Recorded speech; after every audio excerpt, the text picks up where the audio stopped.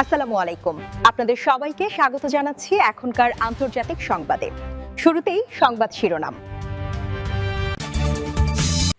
পরমাণু অস্ত্র ইস্যুতে সমঝোতায় আসতে চায়নি ইরান, ভ্যান্স। ইরান যুদ্ধে চীনের আরও সক্রিয় ভূমিকার ইঙ্গিত। এক বৈঠকে চুক্তি না হওয়াটাই স্বাভাবিক, ইরান। সংঘাত নয়, সংলাপ। যুক্তরাষ্ট্রের সঙ্গে আলোচনা চালিয়ে যাওয়ার ঘোষণা দিল ইরান। ইরান যুক্তরাষ্ট্র আলোচনা ব্যর্থ, ট্রাম্পের সামনে এখন অগ্নিপরীক্ষা। এতক্ষণ শুনছিলেন সংবাদ শিরোনাম, এখন বিস্তারিত।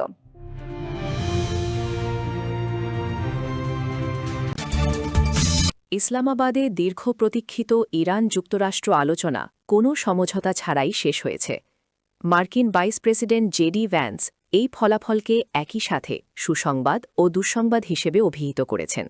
তবে আন্তর্জাতিক বিশ্লেষকদের মতে এই অচলাবস্থা নবনির্বাচিত প্রেসিডেন্ট ডোনাল্ড ট্রাম্পকে এক চরম কূটনৈতিক সংকটের মুখে ঠেলে দিয়েছে।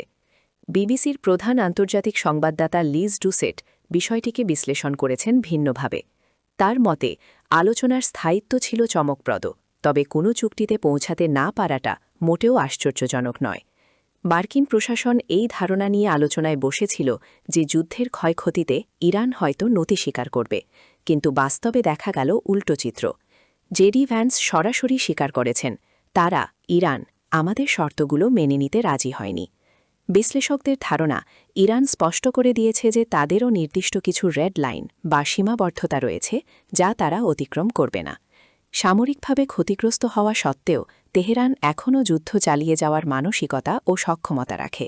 শেষ করে বিশ্বের অন্যতম গুরুত্বপূর্ণ জ্বালানি পথ হরমুজ প্রণালীর ওপর তাদের নিয়ন্ত্রণ এখনও ওয়াশিংটনের জন্য বড় মাথা ব্যথার কারণ। লিজ ডুসেট মনে করিয়ে দিয়েছেন যে এক দশক আগের পরমাণু চুক্তিতে পৌঁছাতেও 18 মাসের দীর্ঘ টানাপোড়েন সইতে হয়েছিল। বর্তমান পরিস্থিতিতে ট্রাম্পের সামনে দুটি পথ খোলা, হয় সংঘাতের মাত্রা বাড়িয়ে পরিস্থিতিকে আরও জটিল করে তোলা, অথবা নতুন করে আলোচনার টেবিলে ফিরে আসা।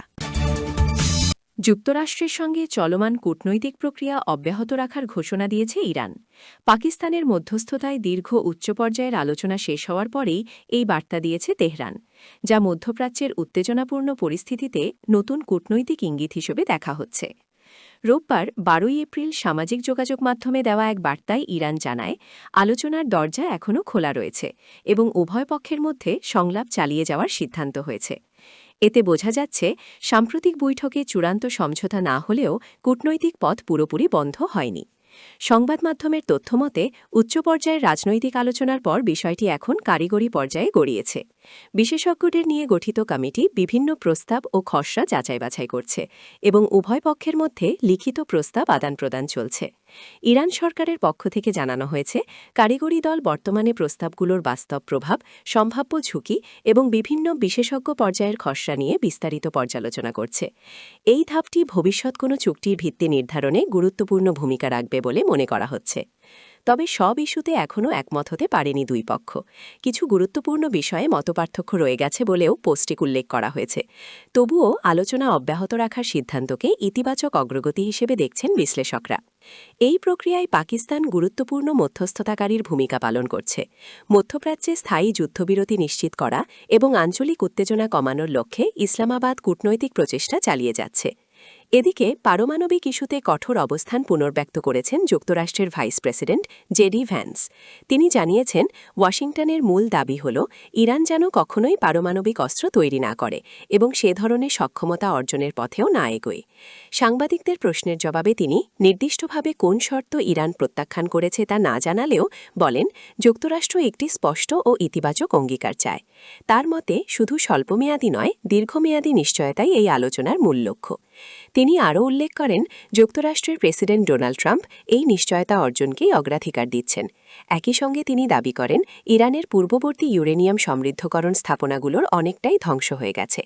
চূড়ান্ত সমঝোতা না হলেও সংলাপ চালিয়ে যাওয়ার ঘোষণা মধ্যপ্রাচ্যে কূটনৈতিক সমাধানের সম্ভাবনা এখনও টিকে আছে, এমনই ইঙ্গিত দিচ্ছে। যুক্তরাষ্ট্রের সঙ্গে দীর্ঘদিনের দ্বন্দ্ব এক বৈঠকে শেষ হয়ে শান্তি চুক্তি হবে এমন প্রত্যাশা বাস্তবসম্মত নয় বলে মন্তব্য করেছেন ইরানের পররাষ্ট্র মন্ত্রণালয়ের মুখপাত্র ইসমাইল বাঘাই। ইসলামাবাদে অনুষ্ঠিত সর্বশেষ আলোচনার ব্যর্থতার পর তিনি কথা বলেন। ইরানের রাষ্ট্রীয় টেলিভিশন IRIB-তে দেওয়া সাক্ষাৎকারে বাকাই বলেন, শুরু থেকেই এক বৈঠকে কোনো চূড়ান্ত সমঝোতায় পৌঁছানো সম্ভব হবে এমন আশা কেউই করেনি। তার ভাষায়, শুধু আমরাই তেউই এমনটা প্রত্যাশা করেনি। তিনি আরও জানান, যুক্তরাষ্ট্র ও ইরানের মধ্যে বিদ্যমান জটিল ইস্যুগুলো দীর্ঘদিনের এবং তাৎক্ষণিক সমাধান সম্ভব নয়। তবে পাকিস্তানসহ আঞ্চলিক অংশীদারদের সঙ্গে কূটনৈতিক যোগাযোগ অব্যাহত থাকবে বলে তিনি উল্লেখ করেন। উল্লেখ্য, ইরানের পরমাণু কর্মসূচি ও ক্ষেপণাস্ত্র ইস্যু নিয়ে যুক্তরাষ্ট্রের সঙ্গে 2 দশকের বেশি সময় ধরে উত্তেজনা চলছে।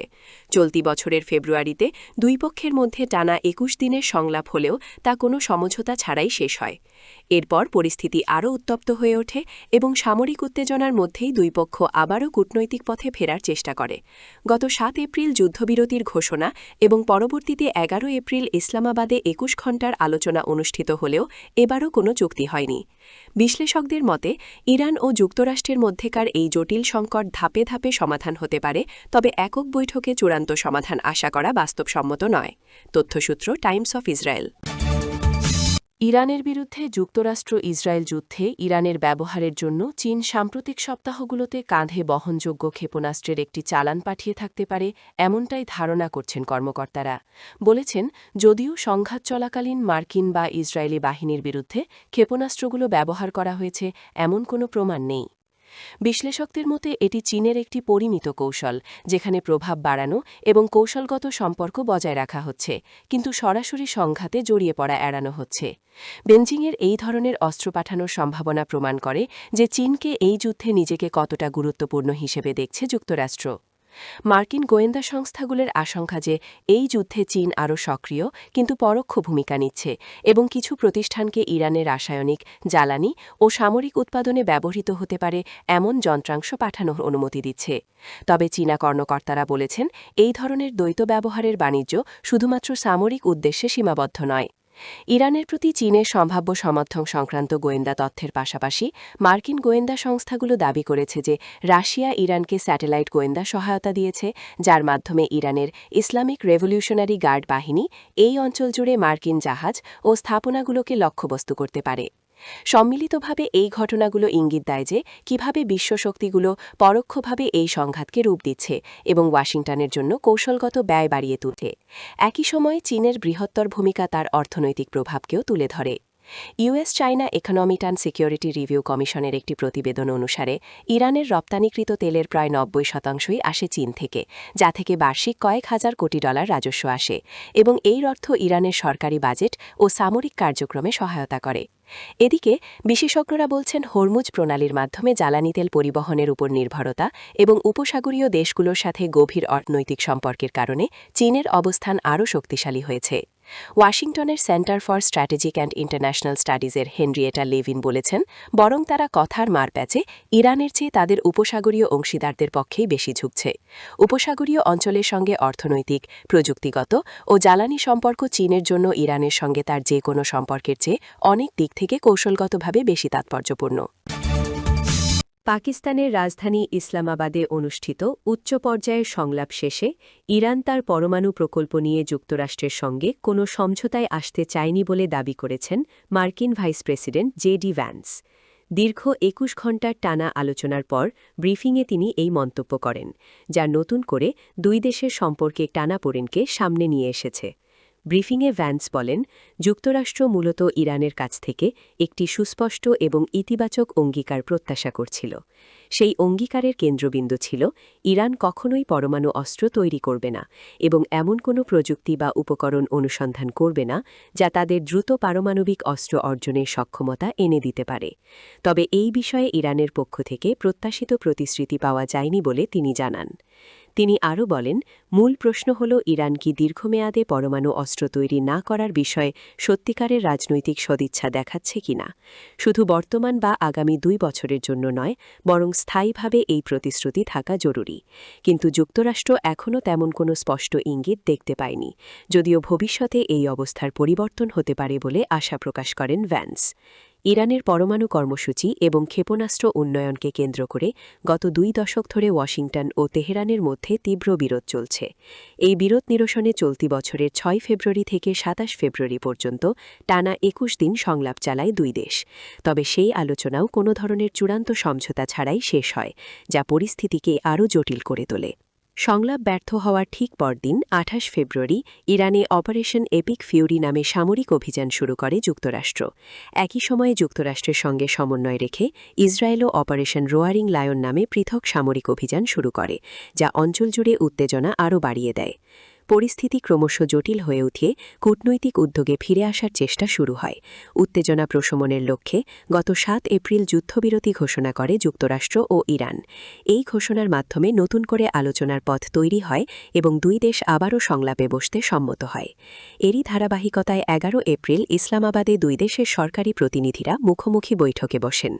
আন্তর্জাতিক মহল এই বৈঠককে একটি সম্ভাব্য টার্নিং পয়েন্ট হিসেবে দেখছিল, যেখানে দীর্ঘদিনের বিরোধের সমাধান হতে পারে বলে আশা করা হচ্ছিল। তবে শেষ পর্যন্ত সেই প্রত্যাশা পূরণ হয়নি। দীর্ঘ আলোচনা সত্ত্বেও উভয় পক্ষ নিজেদের অবস্থানে অনড় থাকায় কোনো চুক্তি ছাড়াই বৈঠক শেষ হয়। ফলে মধ্যপ্রাচ্যে স্থিতিশীলতা ফিরিয়ে আনার যে আশা তৈরি হয়েছিল তা আপাতত অনিশ্চয়তার মধ্যেই রয়ে গেল। বিশ্লেষকদের মতে এই অচলাবস্থা অব্যাহত থাকলে শুধু ইরান ও যুক্তরাষ্ট্রের সম্পর্কই নয়, বরং পুরো অঞ্চলের নিরাপত্তা পরিস্থিতিও আরও ঝুঁকির মুখে পড়তে পারে। তাই ভবিষ্যতে আরও কার্যকর এবং বাস্তবসম্মত কূটনৈতিক উদ্যোগ গ্রহণ করা এখন সময়ের সবচেয়ে বড় দাবি হয়ে দাঁড়িয়েছে। তথ্যসূত্র CNN।